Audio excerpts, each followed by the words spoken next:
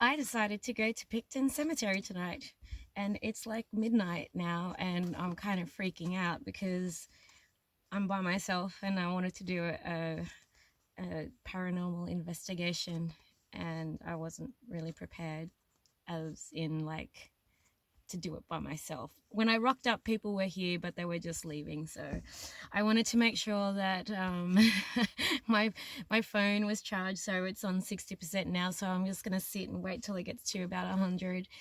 And in the meantime, I'm preparing myself with other things for when I return to my van after going into the cemetery in the middle of the night where there's no lights except for whatever light I bring in. So I thought I'll just do a quick video and show you what I am doing to prepare. So the things that I have to bring with me is my spirit box. It's the PSB7T spirit box that I used at Beechworth Asylum and the Old Melbourne Jail. And it has the temperature as well, so that is the power on. There's the temperature, and if we do a sweep, turn up the volume,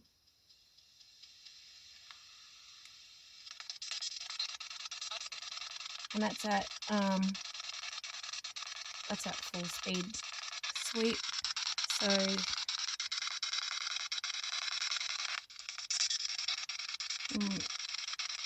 that's on the AM frequency as well. So you can change the sweep rate on this one. So that's at 150, 200, 250, 300. Oh, someone talking. There's also a lamp on here. The top is a lamp and temperature. So when it goes red or blue, that means that the temperature has changed. So supposedly if there's a ghost or a spirit around, temperature will change. And that was what was freaking me out when I was at the Beechworth Asylum. Turn that off, the temperature. And I'll just turn off the power on that. So I got this one from Oz Paranormal, and it came with some earphones. Also has like just some advertising, and I'm now following Anne and Renata. They're really cool. I actually watched a couple of those, and she I think it was Anne who did the walkthrough live on their Facebook page. So I got that. I also got this EMF reader, so you've probably seen that if you've watched other paranormal investigations.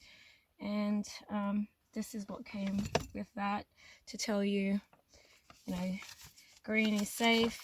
Then it will have, you know, green's the normal zone, green low zone, which is low level. Yellow is where you're caution, orange is high zone with high level magnetic field, and then your red warning zone. So if you kind of test it out, like, you know, obviously I don't have anything that is picking up any, you know, high magnetic field or anything like that, but you can test it out with other things, other electronics in your home before you set out as well. So if you're going on an investigation, at least, then yeah, you'll see if you can ask a spirit if they're around to make it go higher or lower. Maybe that's evidence. This is what I've seen on other paranormal investigations, and yeah, I thought I just need more experience using that as well. So just turn that off, save the battery. I also got my doll. I kept one creepy doll because she talks. She's really creepy. I think she also needs new batteries. Before now, her batteries were really going low. Yeah, so I might bring this to the cemetery and see if she talks. I don't know if she's a she. She could be a they. But I haven't named her anyway, but I've had her for a little while. think that's lipstick from Halloween. So when I return to my, oh, sorry, also using my headlamp, so I can free up my hands. So yeah. Oh, hello.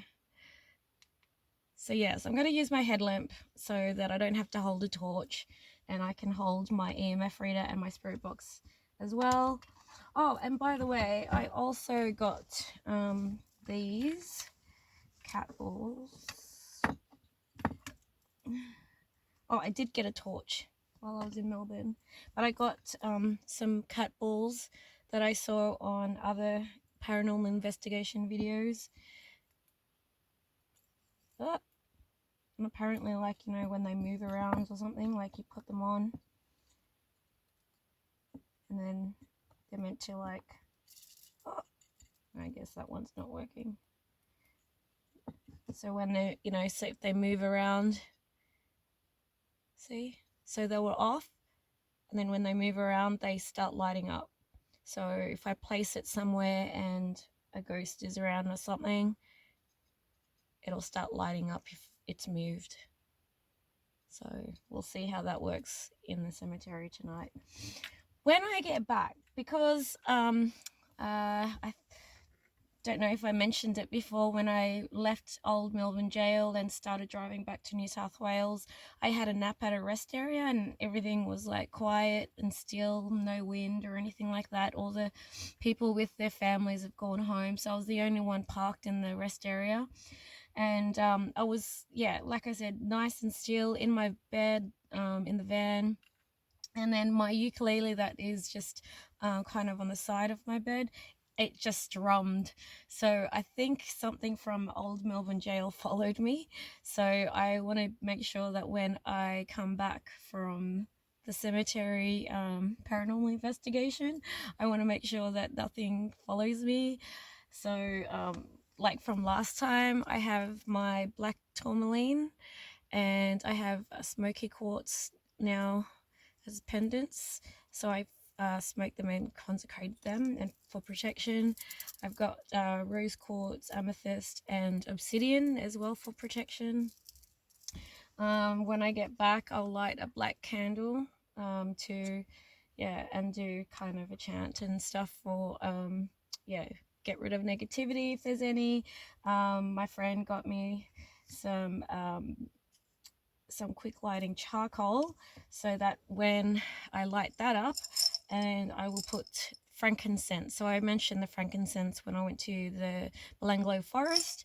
So basically, once I light the charcoal, I'll put the frankincense on top of that and let it burn, and that will get rid of any negative spirits or bad energy that's around. And also mentioned last time I used the Palo Santo, so I'll light that up and also go around my van, and hopefully nothing will follow me in. And yeah, just want to make sure I protect myself. And obviously I always carry around all my gems that I charge on full moon, but I always have them around because yes, I do ritual other times as well. So other things that you can use to cleanse areas, because I've been watching some people's stuff online, and like if you want to get rid of spirits and things, just look at your feng shui. Some people feel like there's a negative energy. Most of the things you can correct with feng shui or feng shui if you want to pronounce it correctly. And if you want to do some cleansings, you can also use sound, so bells and sound bowls, you can use those.